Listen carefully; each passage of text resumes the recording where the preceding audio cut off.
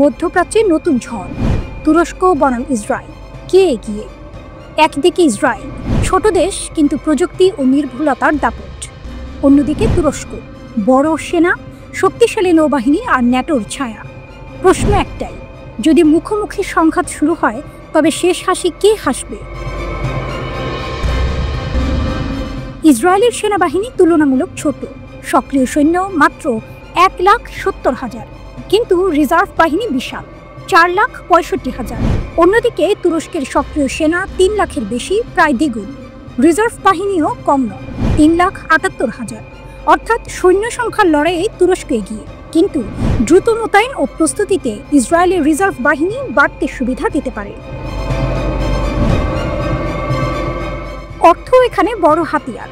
2024 সালে ইসরায়েল ব্যয় করেছে $30.5 বিলিয়ন, তুরস্ক খরচ করেছে আরও বেশি, $40 বিলিয়ন। সংখ্যায় তুরস্ক জিতলেও ইসরায়েল তাদের টাকা ঢালে প্রযুক্তি, স্যাটেলাইট নজরদারি আর আধুনিক ক্ষেপণাস্ত্র ব্যবস্থায়। আর সেখানেই তৈরি হয় আসল টুইস্ট। স্থলযুদ্ধে তুরস্ক শক্তিশালী, তাদের হাতে রয়েছে 2,231 ট্যাঙ্ক, 55,000-এর বেশি সাঁজোয়াজাম। ইসরায়েলের আছে 1,070 ট্যাঙ্ক আর 43,000 সাঁজোয়াজাম। কামান ও রকেট লঞ্চারেও তুরস্ক এগিয়ে, কিন্তু ইসরায়েলের পরিচিতি নির্ভুল আঘাত, উন্নত ড্রোন আর ক্ষেপণাস্ত্র ব্যবস্থার জন্য। আকাশযুদ্ধে সংখ্যায় তুরস্কের দাপট, তাদের মোট বিমান সংখ্যা 1,069, ইসরায়েলের হাতে 612, কিন্তু মানের লড়াইয়ে ইসরায়েল এগিয়ে। তাদের কাছে আছে 280 উন্নত ফাইটার জেট, তুরস্কের আছে 205। সবচেয়ে বড় শক্তি ইসরায়েলের 14টি এয়ার রিফুয়েলিং বিমান, যা দীর্ঘ সময় আকাশে যুদ্ধ চালিয়ে যেতে সাহায্য করে। তুরস্কের হাতে মাত্র 7টি। হেলিকপ্টারের ক্ষেত্রে তুরস্ক বেশ এগিয়ে, মোট 502, যার মধ্যে 111 অ্যাটাক হেলিকপ্টার। ইসরায়েলের হাতে আছে মোট 146 হেলিকপ্টার, যার মধ্যে 48টি অ্যাটাক হেলিকপ্টার। নৌবাহিনীতে তুরস্কের দাপট স্পষ্ট, তাদের কাছে আছে 186 যুদ্ধ জাহাজ, ইসরায়েলের মাত্র 67। সাবমেরিনেও তুরস্ক এগিয়ে, 12 বনাম 5। তবে ইসরায়েলের সাবমেরিন বহর অনেক বেশি উন্নত, পারমাণবিক ক্ষমতার সম্ভাবনা রাখে, যা যে কোনো মুহূর্তে খেলার মোড় ঘুরিয়ে দিতে পারে। তাহলে যুদ্ধ হলে সংখ্যায় ও বিস্তৃত শক্তিতে তুরস্ক নিঃসন্দেহে এগিয়ে। তবে যুদ্ধ মানে শুধু সংখ্যা নয়, ইসরায়েলের আকাশ প্রতিরক্ষা ব্যবস্থা আয়রন ডোম বহুবার প্রমাণ করেছে তাদের ক্ষমতা। তারা ছোট দেশ হলেও প্রযুক্তি, গোয়েন্দা তথ্য আর নির্ভুল আঘাতে বিশ্বে অনন্য। অন্যদিকে তুরস্কের ভৌগোলিক অবস্থান, বৃহৎ সেনাবাহিনী, শক্তিশালী নৌবাহিনী আর ন্যাটোর সমর্থন তাদের বানায় ভয়ঙ্কর প্রতিদ্বন্দ্বী। শেষ প্রশ্ন থেকেই যায়, যদি সত্যিই আকাশে বাজ পড়ে আর ইসরায়েল তুরস্ক মুখোমুখি হয় তবে ফলাফল কি হবে? বিশ্লেষকরা বলেন, আমেরিকার সমর্থন ছাড়া ইসরায়েলে টিকে থাকা কঠিন, কিন্তু যদি প্রযুক্তি আর ক্ষেপণাস্ত্রের নির্ভুলতা কাজে লাগে তবে ছোট দেশ হয়েও ইসরায়েল পুরো যুদ্ধের মোড় ঘুরিয়ে দিতে পারে। এক কথায়, এই লড়াই হবে শক্তি আর বুদ্ধি, ফলাফল অজানা। কিন্তু ঝড়ের আগে উত্তেজনার এই নীরবতা মধ্যপ্রাচ্যকে করে তুলেছে এক ভয়াবহ সিনেমার মঞ্চ।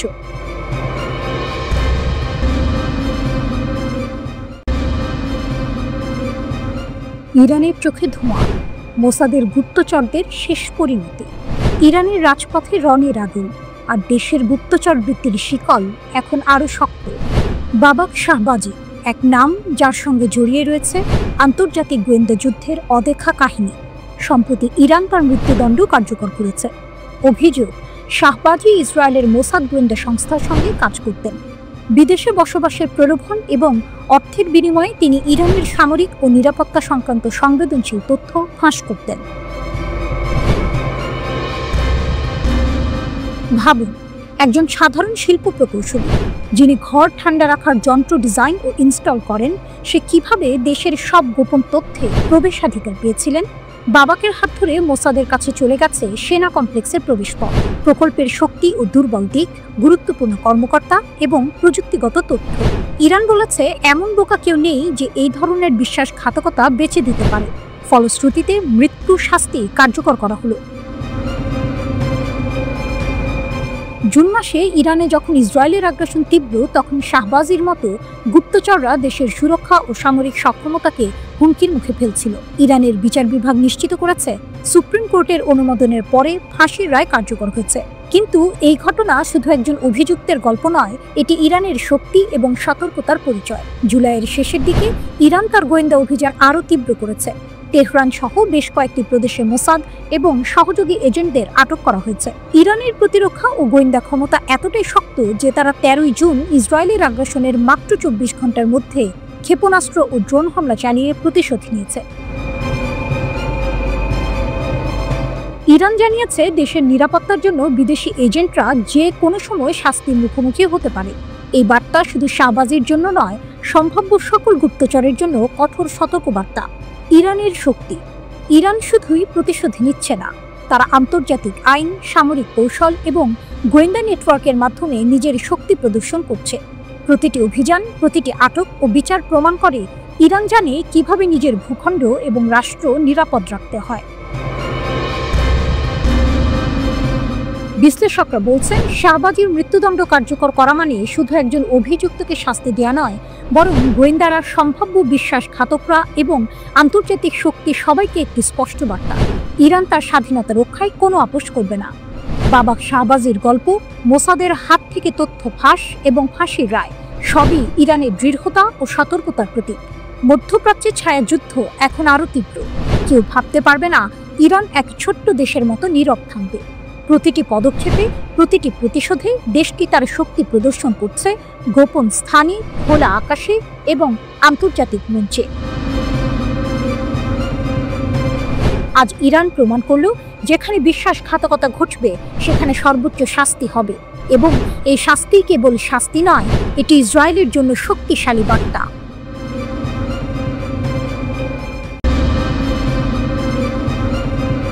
দোহায় মুসলিম বিশ্বের জোট, যুক্তরাষ্ট্র ইসরায়েলের বিরুদ্ধে নতুন মঞ্চ। দোহা, আকাশে ধোঁয়া এখনো মিলায়নি। যে শহর আগুনে কেঁপেছিল সে শহরে হয়ে উঠছে প্রতিরোধের মঞ্চ।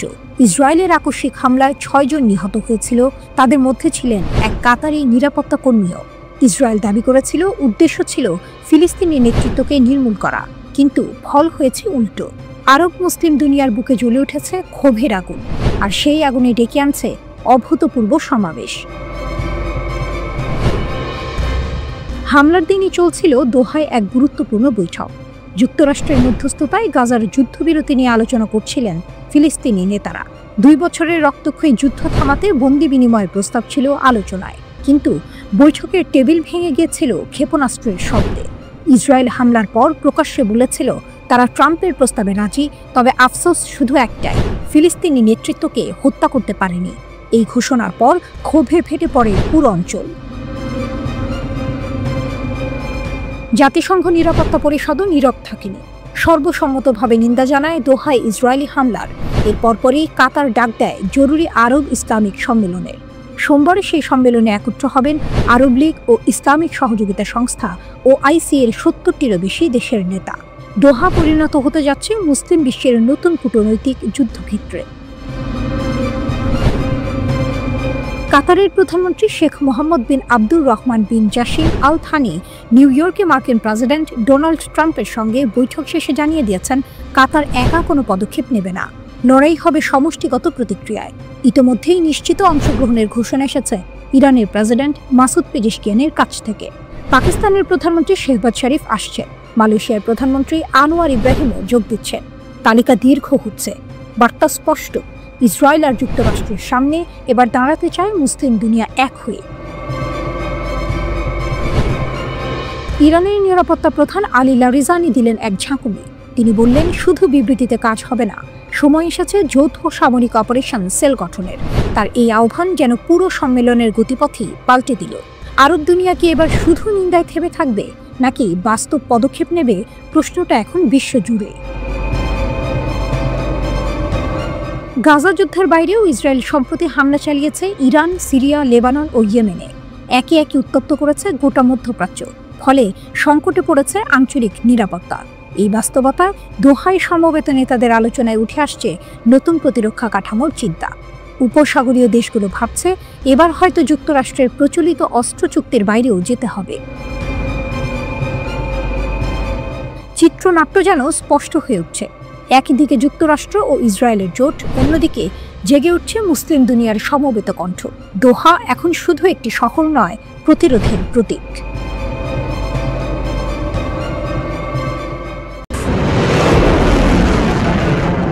ইসরায়েলি আগ্রাসনের বিরুদ্ধে ইয়েমেনি জনগণ আবারও নিজেদের শক্তি এবং দৃঢ়তা প্রমাণ করেছে। কাতার এবং হামাসের সাথে একাত্মতা ঘোষণা করে তারা গাজার প্রতি তাদের সমর্থন অটুট রেখেছে এবং নিহতদের প্রতি তাদের আনুগত্য পুনর্ব্যক্ত করেছে। গণসমাবেশে ইয়েমেনের দৃঢ় প্রতিক্রিয়া। সানার সাবিন স্কয়ারে অনুষ্ঠিত বিশাল গণসমাবেশে ইয়েমেনিরা একত্রিত হয়েছে। তাদের স্লোগান ছিল, শহীদদের প্রতি আনুগত্য, গাজাকে সমর্থন করতে আমরা কখনো পিছপা হব না। এই সমাবেশটি ছিল এক যুগান্তকারী ঘোষণা। ইয়েমেনি জনগণ তাদের অবস্থান স্পষ্ট করেছে যে ইসরায়েলি আগ্রাসন কখনোই তাদের প্রতিরোধ থামাতে পারবে না। এই মিছিলটি একদিকে যেমন গাজার প্রতি সহানুভূতি প্রকাশ করেছে, তেমনি ইয়েমেনি জাতির দৃঢ়তা এবং অটুট সাহসিকতার প্রতীকও হয়ে দাঁড়িয়েছে। ইয়েমেনের অবস্থান এবং কাতারের প্রতি সমর্থন। ইয়েমেনের গণসমাবেশে এক বিবৃতিতে বলা হয়, মহৎ অবস্থানের মূল্য কিন্তু অনেক রক্তের বিনিময়ে, তবে এর ফলাফল হবে একটি বিজয় যা আমাদের পৃথিবী এবং আখিরাতে ব্যর্থহীনভাবে জয়ী করবে। ইয়েমেনের নেতা ও জনগণ কাতারের সার্বভৌমত্বের বিরুদ্ধে ইসরায়েলি লঙ্ঘনকে প্রত্যাখ্যান করেছে এবং তাদের প্রতি সমর্থন ঘোষণা করেছে। কাতারের প্রতি এই সমর্থন শুধু রাজনৈতিক নয়, এটি একটি মানবিক অবস্থান যা মুসলিম উম্মার ঐক্যের প্রতীক হয়ে উঠেছে। ইয়েমেনের সশস্ত্র বাহিনী এবং তাদের প্রতিশ্রুতি। ইয়েমেনের সশস্ত্র বাহিনীর সাম্প্রতিক সামরিক অভিযানগুলি ইসরায়েলি আগ্রাসনের পরের প্রতিক্রিয়া হিসেবে শুরু হয়েছে, অত্যন্ত তীব্র এবং সুনির্দিষ্ট। ইয়েমেনি বাহিনী তাদের আক্রমণগুলি গঠন করেছে এবং আরও গভীরে প্রবেশ করার প্রস্তুতি নিচ্ছে। সামরিক অভিযানগুলি যেমন নাকাবের রামন বিমানবন্দরের ড্রোন হামলা, ইসরায়েলি স্থাপনাগুলির বিরুদ্ধে বেশ কয়েকটি আক্রমণ করে। ইয়েমেনিরা একে অপরকে সুরক্ষা দিতে কখনো পিছু হটবে না এবং তাদের প্রতিরোধে দৃঢ় প্রতিজ্ঞাবদ্ধ। তাদের এই দৃঢ়তার প্রমাণ পাওয়া গেছে ইসরায়েলি উপকূলের দিকে হামলা চালানোর সময়, যেখানে ইয়েমেনি বাহিনী হাইপারসনিক ক্ষেপণাস্ত্র সহ শক্তিশালী অস্ত্র ব্যবহার করেছে। ইসরায়েলের ক্ষতিপূরণের ক্ষয়ক্ষতি। ইসরায়েলি হামলার পর ইয়েমেনের বেসামরিক এলাকাগুলিতে মারাত্মক ক্ষতি হয়েছে। সানা এবং আল জাউফে ইসরায়েলের বিমান হামলার ফলে 46 জন ইয়েমেনি নিহত এবং 165 জন আহত হয়েছে। তবে ইয়েমেনের দৃঢ় প্রতিক্রিয়া থেকে স্পষ্ট হয়েছে যে তারা কখনো থামবে না। তারা বারবার এই ঘোষণা করেছে যে শহীদদের মৃত্যু আমাদের শক্তি এবং আমাদের প্রতিরোধ আরও তীব্র হবে। বিশ্বব্যাপী শক্তি এবং সাহস। এই সময়ে ইয়েমেনি জনগণ তাদের দৃঢ়তা এবং সাহসিকতার মাধ্যমে বিশ্বকে দেখিয়েছে যে তারা কোনো শত্রু বা শক্তির কাছে নতজানু হবে না। তাদের প্রতিরোধ এখন এক বৃহৎ আন্দোলনের রূপ নিচ্ছে, যেখানে মুসলিম বিশ্বের একাত্মতার প্রতীক হিসেবে গাজা এবং কাতারের প্রতি অটুট সমর্থন জানানো হয়েছে। এই দৃঢ়তা কেবল একটি জাতির অগ্রগতির সূচনা নয়, বরং বিশ্বের কাছে এক বার্তা, ইয়েমেনি জনগণ কখনো তাদের লক্ষ্যে পৌঁছাতে থামবে না। ইয়েমেনের বজ্রাঘাত, আল কুদসে হুথিদের হাইপারসনিক প্রতিশোধ। একটা আগুন, একটা বজ্র, তারপর কেঁপে উঠল ইসরায়েলের দখলকৃত ভূমি। কল্পনাও করেনি নেতানিয়াহুর সেনারা যে প্রতিঘাত এত ভয়ঙ্কর রূপে আসবে। আরব আমিরাতে ফিলিস্তিনপন্থী নেতাদের ভবনে হামলা চালালো ইসরায়েল। কয়েক ঘন্টা যায়নি, ইয়েমেনের প্রতিরোধ যোদ্ধারা আঘাত হানল সরাসরি ইসরায়েলের হৃদয়ে। দখলকৃত আল কুদসে ঝাঁপিয়ে পড়ল হাইপারসনিক ক্লাস্টার মিসাইল। এ যেন চোখের বদলে চোখ। আঘাতের পর্দা উন্মোচন। হুথিদের মুখপাত্র ঘোষণা দিলেন, আমরা হামলা চালিয়েছি সেই ভূমিতে যেখানে ফিলিস্তিনিদের উচ্ছেদ করে বসতি স্থাপনাকারীদের ঘর বানানো হয়েছে। তাদের ভাষায়, মিশন সফল, লক্ষ্য অর্জিত। এবার শুধু সতর্কতা নয়, আরও বড় আঘাতের হুঁশিয়ারি। বার্তা স্পষ্ট, ফিলিস্তিনি ভাইদের রক্ষায় ইয়েমেন যোদ্ধারা শেষ নিঃশ্বাস পর্যন্ত লড়বে। প্রেস টিভির প্রতিবেদন। ইরানের সংবাদ মাধ্যম প্রেস টিভি জানায়, ইসরায়েলের সংবেদনশীল স্থাপনায় একের পর এক মিসাইল আঘাত হেনেছে হুথি যোদ্ধারা। ব্যবহৃত হয়েছে ভয়ঙ্কর অস্ত্র হাইপারসনিক প্যালেস্টাইন 2। এটি এমন ক্লাস্টার মিসাইল যা একাধিক ওয়ারহেড বহন করতে সক্ষম। আকাশে ছুটে গিয়ে মুহূর্তেই ভাগ হয়ে যায় বহু ক্ষেপণাস্ত্রে। প্রতিরক্ষা ব্যবস্থা ভেদ করে আছড়ে পড়ে লক্ষ্যবস্তুতে। এই অস্ত্রের গুজব ছিল বহুদিন। ইসরায়েলের ওয়াইনেট সংবাদ মাধ্যম সম্প্রতি সতর্ক করেছিল ইয়েমেনি বাহিনী হয়তো নতুন ধরনের মিসাইল ভান্ডারে রেখেছে, যা তেল আবিবের দিকে ছুটে আসতে পারে। সেটিই বাস্তব হল। প্রতিশোধের আগুন। সম্প্রতি ইয়েমেনের রাজধানী সানায় হুথিদের প্রেসিডেন্ট প্যালেস লক্ষ্য করে ভয়ানক হামলা চালিয়েছিল ইসরায়েল। তার জবাবেই এবার ইয়েমেনিদের প্রতিঘাত। শুধু আল কুদস নয়, হুথিদের হামলায় কেঁপে উঠেছে বেন গুরিয়ন বিমানবন্দর, ইসরায়েলের বন্দর, এমনকি লোহিত সাগরের নৌপথ। ড্রোন আর মিসাইলের ঝড় যেন এক অস্থিরতায় ফেলেছে ইসরায়েলি সেনা আর তাদের মিত্রদের। কাহিনী যেন যুদ্ধের সিনেমা। প্রথমে ইসরায়েল আঘাত করে আরব আমিরাতে ফিলিস্তিনিপন্থী নেতাদের ভবনে। মনে হয়েছিল ভয় দেখানো গেল, কিন্তু না, কয়েক ঘন্টার মধ্যে পাল্টা আঘাত এলো ইয়েমেন থেকে। যেন ইতিহাসের নাট্যমঞ্চে টুইস্ট, যেখানে শিকারী শিকারীকে পরাস্ত করে। ভবিষ্যতের সতর্কবার্তা। হুথিরা জানিয়ে দিয়েছে এটা কেবল শুরু। তাদের প্রতিশোধ চলবে। তারা শুধু নিজেদের ক্ষতির জবাব দিচ্ছে না, তারা দাঁড়াচ্ছে ফিলিস্তিনিদের পাশে। বার্তাটা যেন আকাশ ভেদ করে ছুটে আসা আগুনের অক্ষরে লেখা। ইসরায়েল, প্রতিটি হামলার জবাব আমরা দেব। প্রতিটি ফিলিস্তিনির কান্নার প্রতিধ্বনি আমরা রূপ দেব বজ্রঘাতে। আল কুদসে সেই বজ্রের শব্দ শোনা যাচ্ছে। এখন প্রশ্ন, পরবর্তী বজ্রপাত কোথায় নামবে? ইসরায়েল কি তা ঠেকাতে পারবে, নাকি প্রতিরোধের আগুন আরও ছড়িয়ে পড়বে গোটা অঞ্চলে?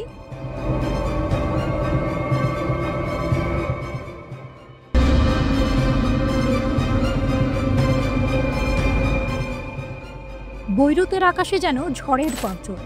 হিজবুল্লাহর মহাসচিব শেখ নাঈম কাশেম ঘোষণা করলেন, প্রতিরোধ অস্ত্র ফেলে দেবে না যতদিন দখলদারিত্ব থাকবে। ৫ আগস্টের পর থেকে লেবাননের রাজনীতিতে আগুন জ্বলছে। সেদিন প্রধানমন্ত্রী নোয়াফ সালাম মন্ত্রিসভাকে নির্দেশ দিলেন ২০২৫ সালের শেষ নাগাদ সেনাবাহিনীর হাতে সব অস্ত্র কেন্দ্রীভূত করতে হবে। সরকার বলছে এটি কেবল রাষ্ট্রের নিয়ন্ত্রণ শক্তিশালী করার পরিকল্পনা, কিন্তু কাশেমের চোখে এ এক মার্কিন ইসরায়েলি ষড়যন্ত্র, যা লেবাননের মাটিকে দুর্বল করে দেবে শত্রুর কামানের সামনে। তিনি বালবেকের মঞ্চ থেকে ছুড়ে দিলেন তীরের মতো বাক্য, আপনারা যদি অসহায় হন, আমাদের লাগবে না আপনাদের সাহায্য, আমরা নিজেরাই শত্রুর মুখোমুখি হব। তার কণ্ঠে ছিল কারবালার প্রতিধ্বনি। যেমন ইমাম হুসেন ইয়াজিদের সেনাবাহিনীর বিরুদ্ধে দাঁড়িয়েছিলেন, তেমনই হিজবুল্লাহ দাঁড়াবে আধুনিক যুগের ইয়াজিদ, আমেরিকা ও ইসরায়েলের বিরুদ্ধে। কাশেম সতর্ক করলেন, সরকারের এই সিদ্ধান্ত মানে প্রতিরোধ যোদ্ধাদের হত্যা সহজ করে দেয়া, তাদের পরিবারকে গৃহহীন করে তোলা, লেবাননকে ধীরে ধীরে গৃহযুদ্ধের দিকে ঠেলে দেয়া। দেশকে ইসরায়েলি আগ্রাসনের হাতে বা আমেরিকার লোভের মুখে তুলে দিও না। তার গর্জন যেন ছড়িয়ে পড়ল পাহাড় থেকে উপকূল পর্যন্ত। ২০০৬ সালের জুলাই যুদ্ধের স্মৃতি ফিরে এলো তার কথায়। যেদিন হিজবুল্লাহ ইসরায়েলি সেনাদের হটিয়ে দিয়েছিল, তাদের যুদ্ধযন্ত্র থামিয়ে দিয়েছিল এবং ১৭ বছর ধরে তাদের নতুন আগ্রাসনের সাহস কেড়ে নিয়েছিল। ওই বিজয় আমাদের দেখিয়েছে ইচ্ছা শক্তি বন্দুকের চেয়েও শক্তিশালী। শেখ কাশেম সেনাবাহিনীর শহীদদের প্রতি শ্রদ্ধা জানালেন, কিন্তু সতর্ক করলেন, সেনাবাহিনীকে অভ্যন্তরীণ সংঘাতে টেনে আনো না, তাদের সম্মান রক্ষা করো। এ দৃশ্য যেন সিনেমার শেষ দৃশ্যের আগে জমে ওঠে উত্তেজনা। বাইরে ইসরায়েলি ড্রোনের গুঞ্জন, ভেতরে লেবাননের রাজনৈতিক দোলাচল। কাশেমের কণ্ঠ যেন ঢাকের মতো বাজল, যদি সংঘাত চাপিয়ে দেওয়া হয়, আমরা প্রস্তুত, কারবালার মতো লড়ব, জয় আমাদের হবেই। তিনি ফিলিস্তিনের কথা ভুললেন না। ফিলিস্তিন আমাদের দিশারি, গণহত্যা তাদের থামাতে পারবে না। যারা মাটি, রক্ত ও স্বপ্নের মালিক, তাদের বিজয় অনিবার্য। শেষে বৈরুতের বাতাসে প্রতিধ্বনিত হলো তার ঘোষণা, প্রতিরোধের বৈধতা আমরা নিয়েছি শহীদদের রক্ত থেকে, আপনাদের অনুমতি থেকে নয়। লেবানন যেন এক দ্বিধার মোড়ে দাঁড়িয়ে, এক পথে রাষ্ট্রের আদেশ, অন্য পথে প্রতিরোধের শপথ। কোন পথে যাবে জাতি? এই প্রশ্নের উত্তর মিশে আছে হিজবুল্লাহ দৃঢ় কণ্ঠে, অস্ত্র নামবে না, মাথাও নত হবে না। নাঈম কাশেম ইরানের অব্যাহত সমর্থনের জন্য কৃতজ্ঞতা প্রকাশ করে বলেন, আমরা ইসলামী প্রজাতন্ত্র ইরানের প্রতি কৃতজ্ঞতা প্রকাশ করি, যারা আমাদের অর্থ, অস্ত্র, রাজনৈতিক অবস্থান এবং শহীদদের সাহায্য করেছে। শেখ কাশেম লেবানন এবং ইরানের মধ্যে ভ্রাতৃত্বপূর্ণ সম্পর্ককে এই অঞ্চলে অধ্যবসায় এবং প্রতিরোধের অক্ষ হিসাবে বর্ণনা করেছেন। শেষ পর্যন্ত তিনি স্পষ্ট করে বলেছেন, লেবানন টিকে থাকবে যদি আমরা একত্রিত থাকি, না হলে সব হারাবে, সবই আপনার দায়িত্ব হবে।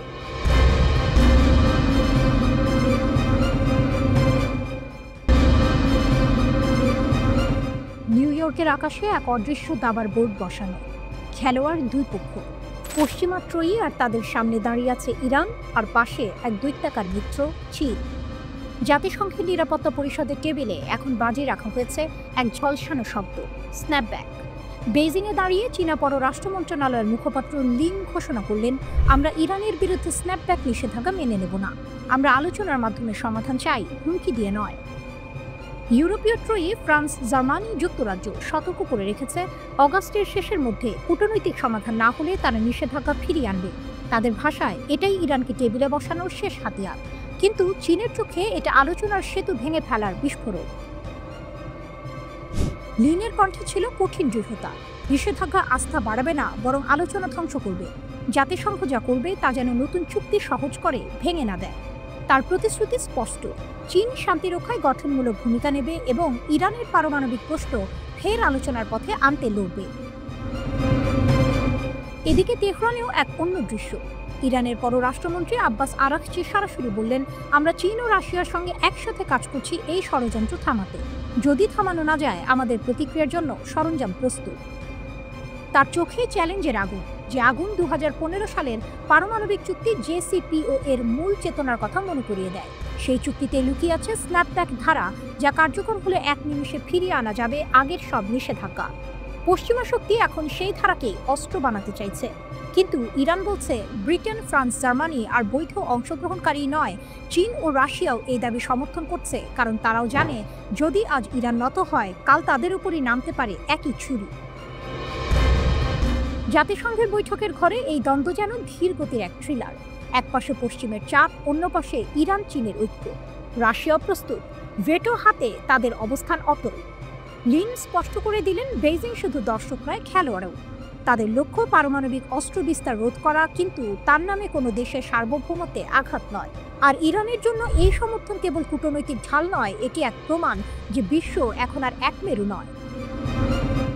দাবার বোর্ডে চাল গোনা শুরু হয়েছে। অগাস্টের শেষ সীমা যত কাছে আসছে, তত বাড়ছে চাপ।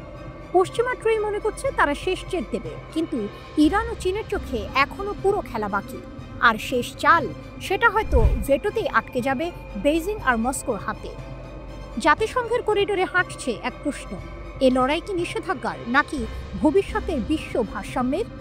ইরান ও চীন যেন একসাথে উত্তর দিচ্ছে, আমরা পিছাবো না।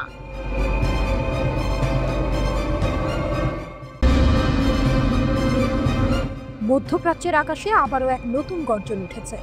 যুদ্ধ আর সংঘাতের আগুনে জর্জরিত ইরান আজ যেন আরও অদম্য, আরও অপ্রতিরোধ্য। ইসরায়েল ও আমেরিকার ক্রমাগত হুমকির মুখে তেহরান তৈরি করেছে এমন এক ঢাল, যা শুধু রক্ষার নয়, আক্রমণের জন্যও প্রস্তুত। আর সেই ঢালের সবচেয়ে উজ্জ্বল রত্ন রাস্তাখিজ মিসাইল। গত জুনে ইসরায়েলের সঙ্গে রক্তক্ষয়ী যুদ্ধে গোটা বিশ্ব দেখেছে ইরানি ক্ষেপণাস্ত্রের তাণ্ডব। সেই যুদ্ধে বহু ক্ষয়ক্ষতি হলেও অস্ত্র ভাণ্ডার অক্ষত রাখে ইরান। এবার তেহরান দেখালো তাদের নতুন ভয়ঙ্কর হাতিয়ার, দৈর্ঘ্যে 14 মিটার, ওজনে 27 টন। রাস্তাখিজ কেবল একটি মিসাইল নয়, এটি যেন ইরানের প্রতিশোধের প্রতীক।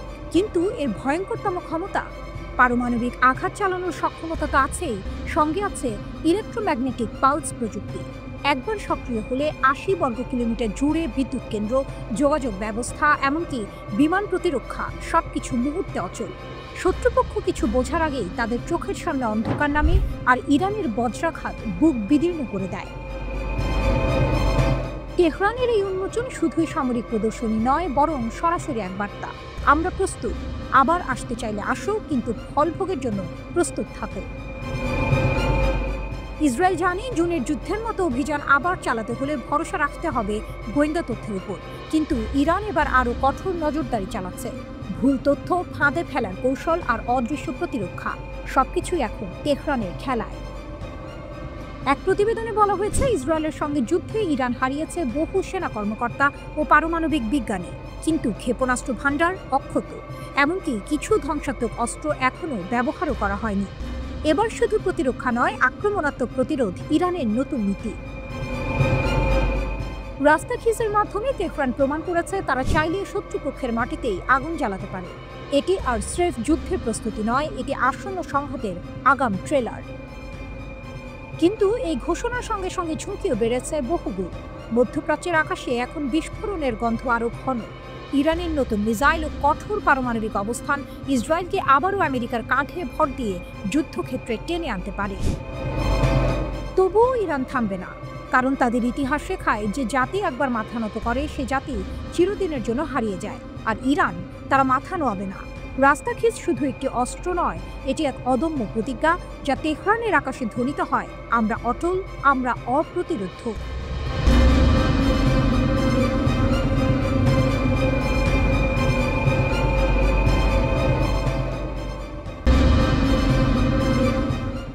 আলাস্কার বরফ গলল না, পুতিনের দৃঢ়তায় ট্রাম্পের অচলাবস্থা। আলাস্কার বরফে ঢাকা মঞ্চে ইতিহাসের এক নাটক মঞ্চস্থ হল।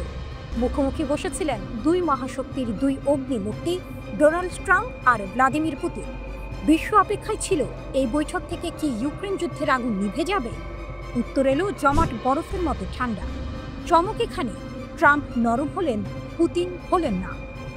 বৈঠক শেষে ট্রাম্প হাসলেন, উষ্ণ করমর্দন করলেন, সংবাদ সম্মেলনে বললেন ফলপ্রসূ আলোচনা হয়েছে, কিন্তু বাস্তবে ফলাফল শূন্য।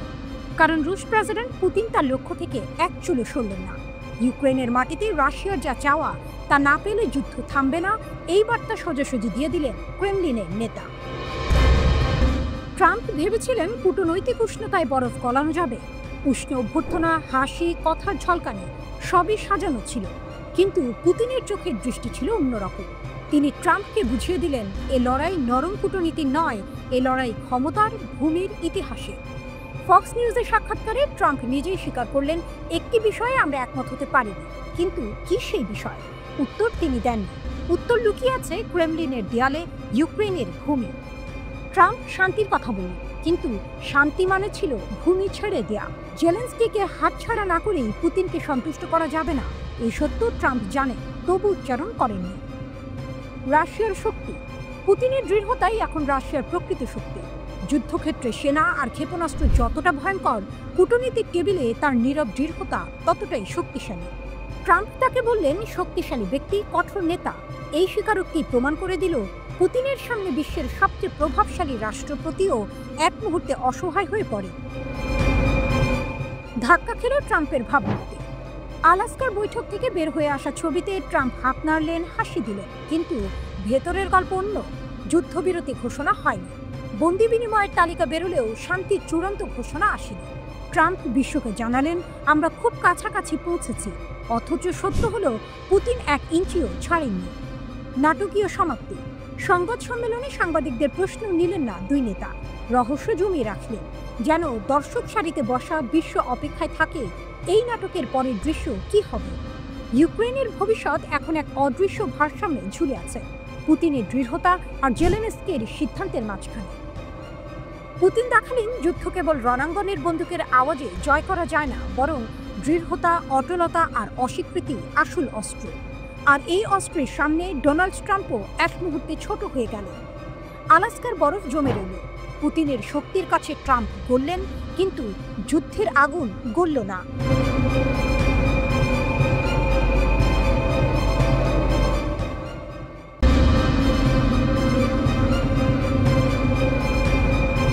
আলাস্কার বরফে গলা যুদ্ধ, মস্কোর হৃদয়ে বাজল বিজয়ের ঢাক। আলাস্কার বরফে ঢাকা অ্যাঙ্করেজ শহর। সারা বিশ্ব তাকিয়েছিল এক বৈঠকের দিকে।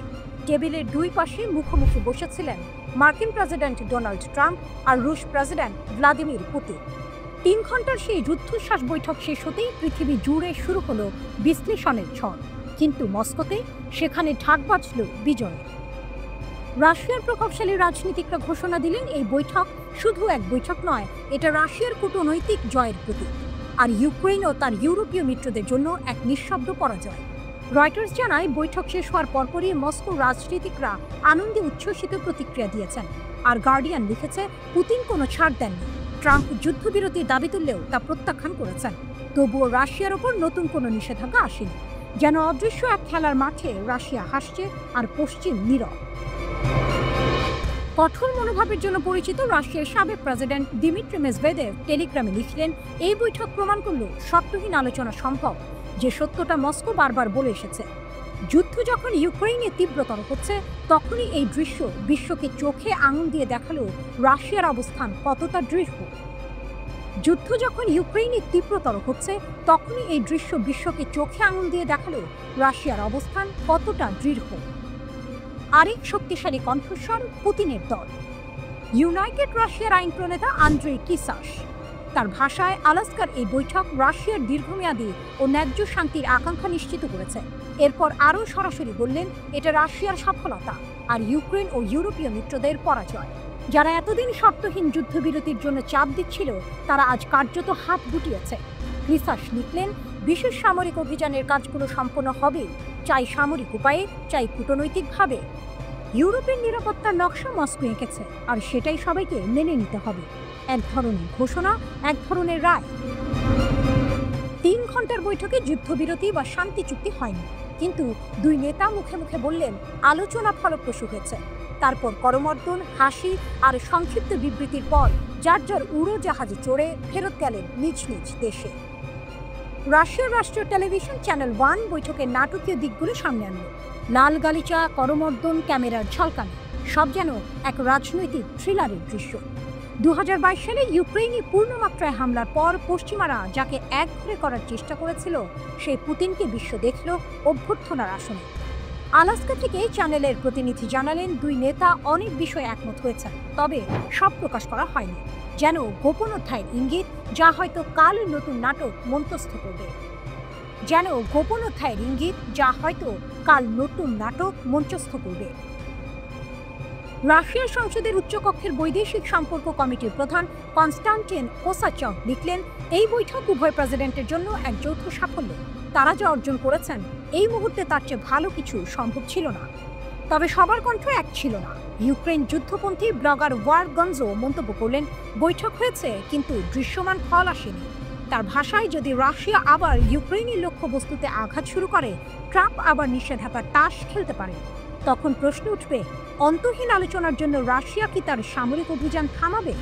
বাইরে থেকে শান্তির ছবি, ভেতরে অগ্নিগর্ভ বাস্তবতা। তবুও আলাস্কার বরফে জমে থাকা রাতের পর ভোরে মস্কোতে বাজল বিজয়ের সুর। পুতিন কিছু হারাননি, বরং জেতেন কূটনীতির মঞ্চ। আর ট্রাম্প, তিনি হাত মেলালেন, হাসলেন, তবে ইউক্রেনের পক্ষে 1 ইঞ্চিও এগোতে পারলেন না। তিনি হাত মেলালেন, হাসলেন, তবে ইউক্রেনের পক্ষে 1 ইঞ্চিও এগোতে পারলেন না।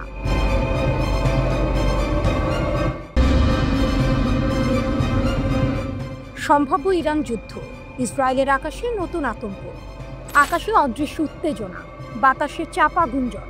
যুদ্ধের ঢেউ কি আবার ছড়িয়ে পড়তে যাচ্ছে মধ্যপ্রাচ্যের বুকে? ওয়ালা নিউজ জানিয়েছে, ইরান কিংবা ইয়েমেনের হুথিদের সম্ভাব্য ক্ষেপণাস্ত্র হামলার ভয়ে ইসরায়েল রাতারাতি জোরদার করছে তাদের বিমান প্রতিরক্ষা ব্যবস্থা। যেন যুদ্ধ এসে দরজায় কড়া নাড়ছে।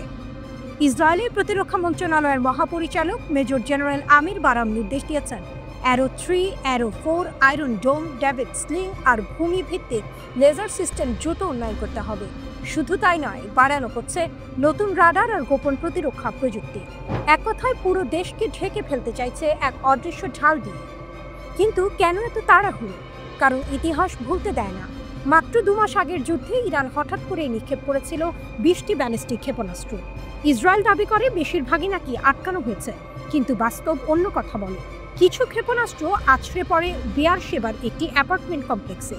ধোঁয়া, আগুন, চিৎকার, নিরাপত্তা বেষ্টনীর ফাঁক তখন স্পষ্ট হয়ে ওঠে।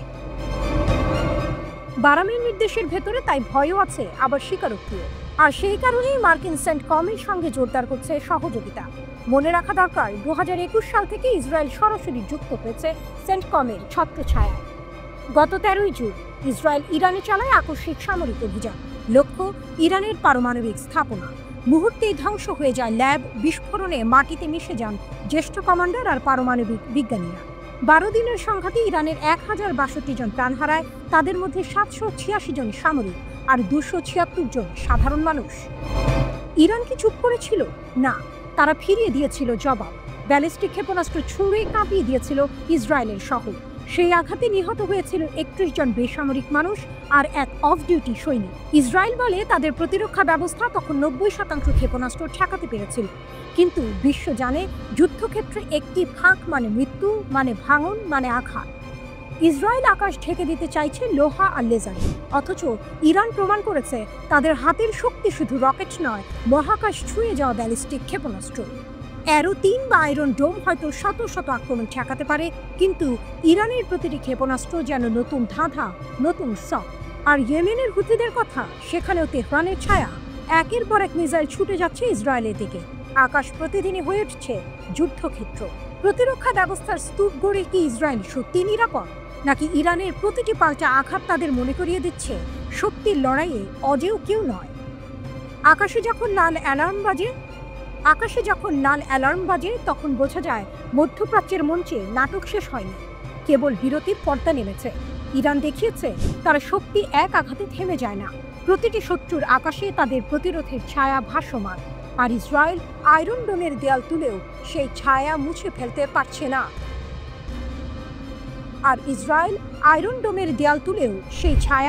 ফেলতে পারছে না।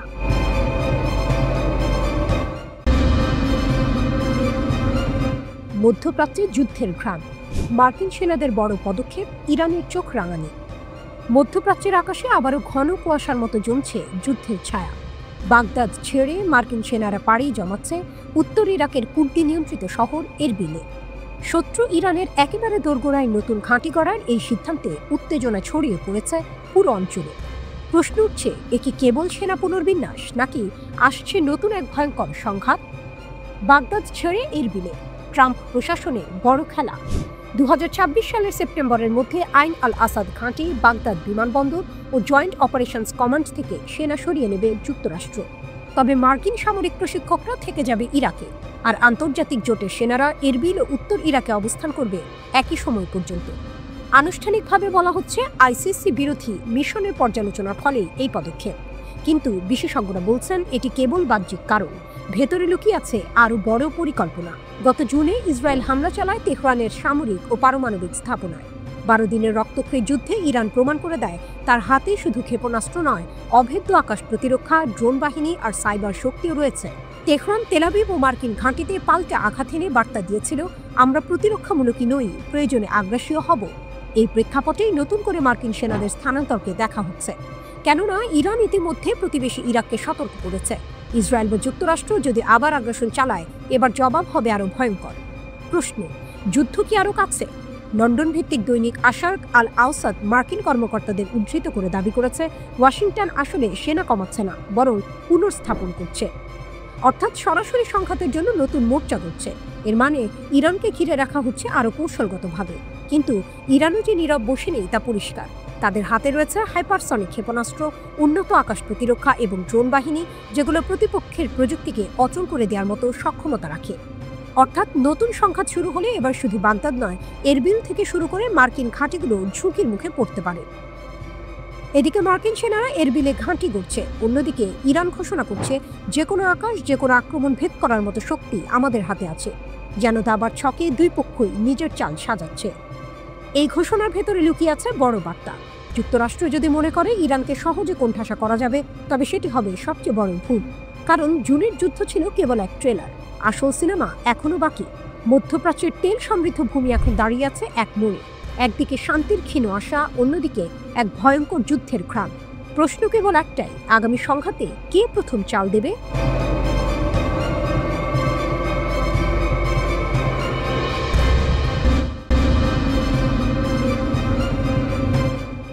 আকাশের ছায়াযুদ্ধ, ইরানের নতুন বার্তা, প্রতিরক্ষার আড়ালে আক্রমণের ইঙ্গিত।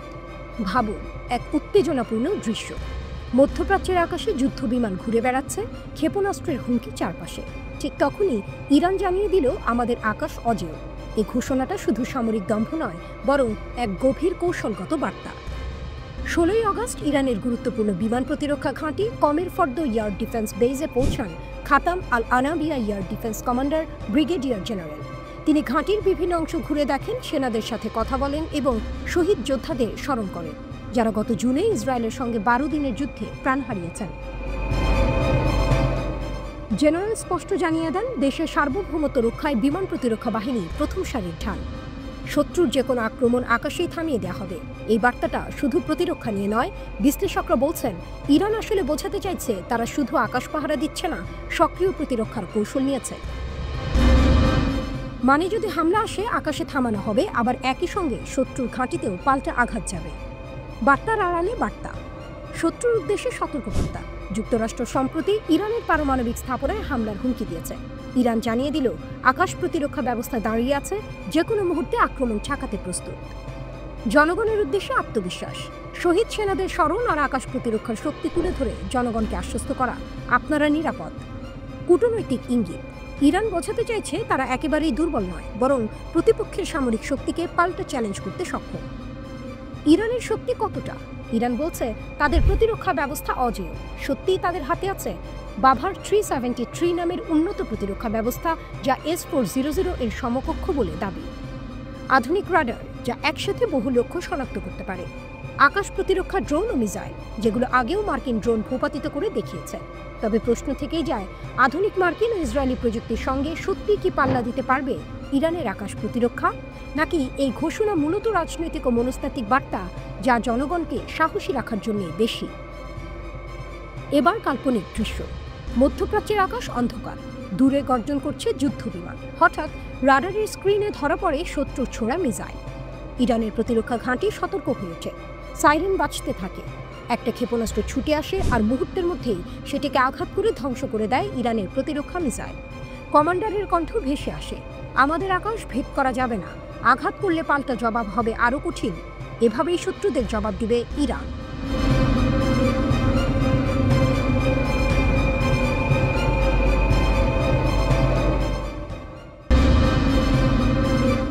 ঝড়ের আগে বজ্রপাত, ইরানের পাশে রাশিয়া, চীন, ইউরোপের 3 দেশের সঙ্গে উত্তেজনা চরমে।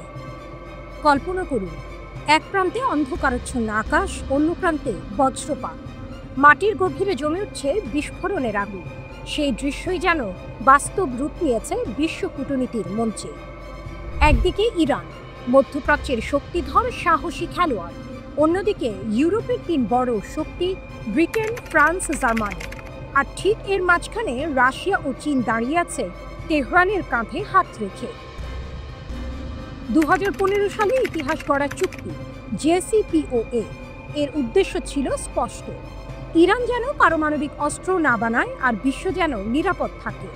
বিনিময়ে শিথিল হয়েছিল অর্থনৈতিক নিষেধাজ্ঞা। কিন্তু 2018 সালে ডোনাল্ড ট্রাম্প এক ঝটকায় যুক্তরাষ্ট্রকে সরিয়ে নিলেন চুক্তি থেকে, ফিরিয়ে আনলেন কঠোর নিষেধাজ্ঞা। আর সেখান থেকে শুরু হলো নতুন ঝড়ের যাত্রা। গত জুন ইসরায়েল হঠাৎ আক্রমণ করল ইরানের পারমাণবিক স্থাপনায়। তাদের পাশে ছিল যুক্তরাষ্ট্র, কিন্তু ইরান নীরব থাকেনি। জবাব দিল তেল আবিব আর মার্কিন ঘাঁটিতে পাল্টা আঘাত হেনে। তারপর বিশ্ব তাকিয়ে দেখল তেহরান আন্তর্জাতিক পরমাণু শক্তি সংস্থা IAEA এর সঙ্গে সব সহযোগিতা বন্ধ করে দিল। ইউরোপের 3 দেশ অভিযোগ তুলেছে ইরান নাকি অনুমোদিত সীমার চেয়ে 40 গুণ বেশি ইউরেনিয়াম মজুত করেছে। তেহরান বলেছে সবই মিথ্যা। তবুও ব্রিটেন, ফ্রান্স আর জার্মানি জাতিসংঘের মহাসচিবকে চিঠি লিখে হুঁশিয়ারি দিয়েছে, অগাস্টের মধ্যে ইরান যদি আলোচনায় না ফেরে তাহলে ফিরিয়ে আনা হবে পুরনো নিষেধাজ্ঞা। অস্ত্র, প্রযুক্তি, ব্যাংকিং সবখানে তালা ঝুলিয়ে দেওয়া হবে। কিন্তু এখানে আসে নাটকীয় মোড়। ইরান আর একা নয়, তাদের পাশে দাঁড়িয়েছে 2 দানব, রাশিয়া আর চীন।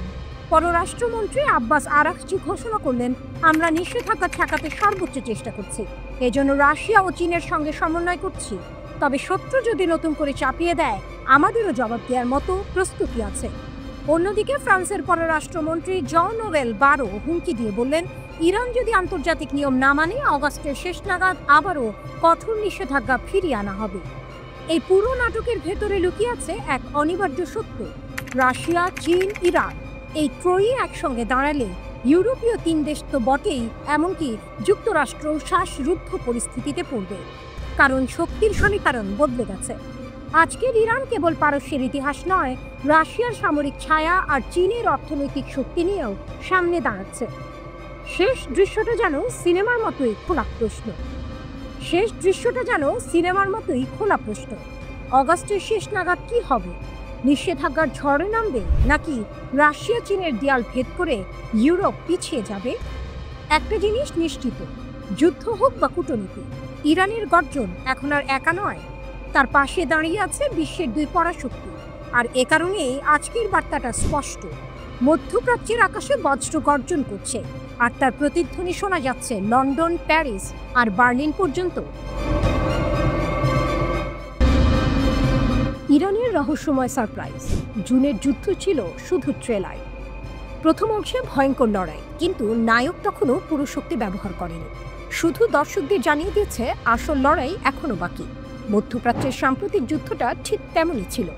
জুনের 12 দিনের যুদ্ধে ইরান ইসরায়েল আর যুক্তরাষ্ট্রকে পাল্টা জবাব দিয়েছিল, কিন্তু এখন তারা বলছে ওটা ছিল কেবল ট্রেলার। আসল সিনেমা এখনো শুরু হয়নি। গত জুনে ইসরায়েল ইরানের সামরিক ও পারমাণবিক স্থাপনায় হামলা চালায়। যুক্তরাষ্ট্র তাতে অংশ নেয়। জবাবে ইরান শুরু করে পাল্টা আঘাত। একটানা ক্ষেপণাস্ত্র বৃষ্টিতে কেঁপে ওঠে ইসরায়েলের আকাশ। তেল আবিব থেকে শুরু করে গুরুত্বপূর্ণ সামরিক ঘাঁটি কোনো জায়গায় নিরাপদ ছিল না।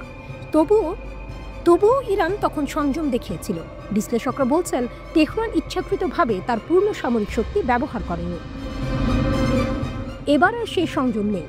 ইরান সরাসরি হুঁশিয়ারি দিয়ে বলছে শত্রুর প্রতিটি ভুল পদক্ষেপ গুঁড়িয়ে দেওয়া হবে, আগের চেয়েও ভয়ঙ্কর শক্তি দিয়ে। প্রশ্ন হচ্ছে সেই সারপ্রাইজ কি? বিশ্লেষকরা বলছেন ইরানের হাতে কয়েকটি ভয়ঙ্কর অস্ত্র আছে যেগুলো আগের যুদ্ধে ব্যবহার করা হয়নি। হাইপারসনিক মিসাইল, যা যে কোনো প্রতিরক্ষা ব্যবস্থা ভেদ করতে পারে। ড্রোন ফ্লিট, যেগুলো আগে সৌদি আরব ও আমিরাতে হামলা চালিয়ে কার্যকারিতা প্রমাণ করেছে। উন্নত আকাশ প্রতিরক্ষা ব্যবস্থা, যা মার্কিন ড্রোন ভূপাতিত করে বিশ্বকে তাক লাগিয়েছে। আর সবচেয়ে রহস্যময় অস্ত্র সাইবার যুদ্ধ প্রযুক্তি, যা ইসরায়েলের যোগাযোগ ব্যবস্থা অচল করে দিতে পারে। অর্থাৎ সারপ্রাইজ মানে শুধু আরেকটি ক্ষেপণাস্ত্র নয়, বরং এক ভয়ঙ্কর নতুন অধ্যায়। এখন বড় প্রশ্ন, এর প্রভাব কোথায় গিয়ে দাঁড়াবে? একদিকে সৌদি আরব, কাতার, সংযুক্ত আরব আমিরাত সবাই আমেরিকার নিরাপত্তার উপর নির্ভরশীল। অন্যদিকে ইরান ইঙ্গিত দিচ্ছে যদি আবার হামলা হয় তবে শুধু ইসরায়েল নয়, মার্কিন ঘাঁটিও থাকবে নিশানায়। মানে শুধু যুদ্ধ নয়, হুমকির মুখে পড়বে গালফ অঞ্চলের তেলের নিরাপত্তা আর পুরো মধ্যপ্রাচ্যের স্থিতিশীলতা। ইরানের পররাষ্ট্র দফতর স্পষ্ট করে জানিয়েছে আগামী সংঘাত আর সীমিত থাকবে না। এবার প্রতিপক্ষ বুঝতে পারবে ইরানের পূর্ণ শক্তি কাকে বলে। এই বার্তায় বোঝা যাচ্ছে তেহরান এবার শুধু প্রতিরক্ষায় নয়, সরাসরি আক্রমণাত্মক অবস্থানে। জুনের 12 দিনের যুদ্ধ ছিল একটি সতর্কবার্তা, কিন্তু নতুন সংঘাত মানে হবে পূর্ণ শক্তি উন্মোচন। আকাশে ধেয়ে আসা হাইপারসনিক মিসাইল, সমুদ্রপথে নেমে আসা ড্রোনের ঝাঁক, সাইবার আক্রমণে অচল হয়ে যাওয়া শত্রুর যোগাযোগ ব্যবস্থা, সব মিলিয়ে পুরো মধ্যপ্রাচ্য কেঁপে উঠবে এক ভয়ঙ্কর রহস্যময় সারপ্রাইজে।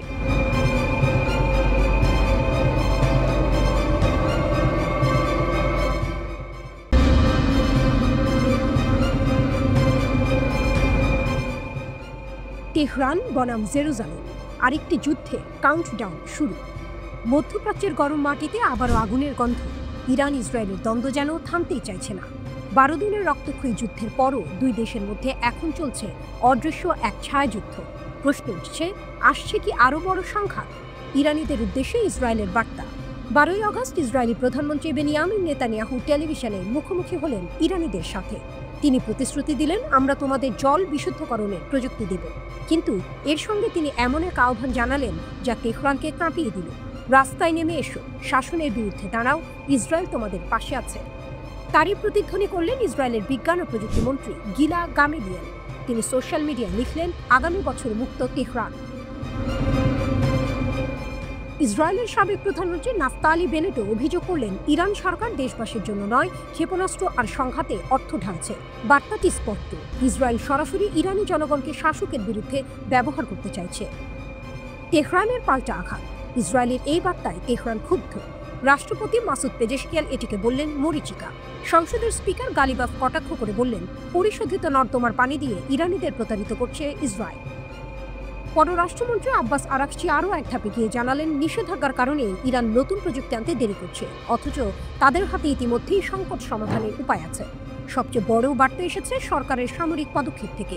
3 আগস্ট ইরান নতুন এক প্রতিরক্ষা কাউন্সিল গঠন করেছে, যেখানে 38 বা প্রচলিত সেনাবাহিনী ও IRGC বা রিভলিউশনারি গার্ড সরাসরি অন্তর্ভুক্ত। শেষবার এই ধরনের কাউন্সিল গঠিত হয়েছিল 8 বছরের ইরাক ইরান যুদ্ধের সময়। এবারও তেহরান বুঝিয়ে দিল তারা আরেকটি বড় সংঘাতের জন্য প্রস্তুত। ছায়াযুদ্ধের নাটক। যুদ্ধবিরতির পরও ইরানের রহস্যজনক বিস্ফোরণ আর অগ্নিকাণ্ডের ঢেউ চলছে। মাত্র 40 দিনে 30টিরও বেশি ঘটনা। কখনো গুদাম উড়ে যাচ্ছে, কখনো সামরিক মালিকানাধীন অর্থনৈতিক কেন্দ্র জ্বলছে। তেহরান এগুলোকে ছোট করে দেখাতে চাইছে গ্যাস লিক, দুর্ঘটনা। কিন্তু মানুষ জানে এর পেছনে থাকতে পারে মোসাদের ছায়া। প্রমাণ ইরানি ভিন্ন মতাবলম্বীরাই এখন ইসরায়েলের হাতিয়ার। 7 আগস্ট প্রোপাবলিকা রিপোর্টে উঠে এসেছে সাম্প্রতিক যুদ্ধে ইসরায়েলি সাফল্যের পেছনে ছিল ইরানি সহযোগীরা। তারা মেশিন গান বসিয়েছে, বিমান প্রতিরক্ষা ধ্বংস করেছে, এমনকি বিজ্ঞানীদের অ্যাপার্টমেন্ট নজরদারি করেছে। অর্থাৎ শত্রু আর সীমান্তে সীমাবদ্ধ নয়, শত্রু এখন ভেতরে। শক্তির আসল খেলা। ইসরায়েল চায় ইরানি জনগণকে রাস্তায় নামাতে। তেহরান চায় দেখাতে তাদের হাতে শুধু সেনা নয়, প্রযুক্তি, ক্ষেপণাস্ত্র আর জনগণের শক্তি আছে। এ লড়াই শুধু অস্ত্রের নয়, মনস্তত্ত্বেরও। আজকের ইরান কেবল টার্গেট নয়, বরং এক দৈত্যাকার শক্তি, যে প্রমাণ করতে চায় যদি যুদ্ধ হয়, আগুন শুধু তেহরানে নয়, জ্বলবে তেল আবিবেও।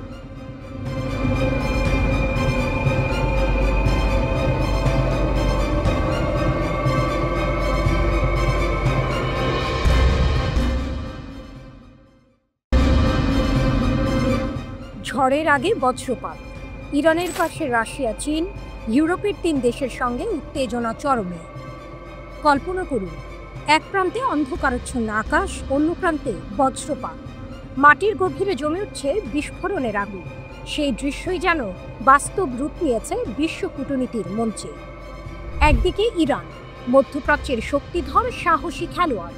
অন্যদিকে ইউরোপের 3 বড় শক্তি, ব্রিটেন, ফ্রান্স, জার্মানি। আর ঠিক এর মাঝখানে রাশিয়া ও চীন দাঁড়িয়ে আছে তেহরানের কাঁধে হাত রেখে।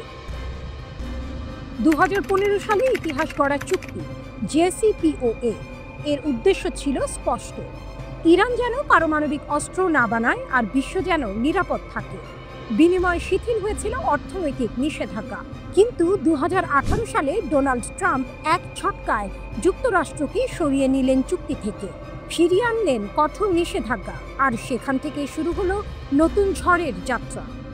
গত জুন ইসরায়েল হঠাৎ আক্রমণ করল ইরানের পারমাণবিক স্থাপনায়। তাদের পাশে ছিল যুক্তরাষ্ট্র, কিন্তু ইরান নীরব থাকেনি। জবাব দিল তেল আবিব আর মার্কিন ঘাঁটিতে পাল্টা আঘাত হেনে।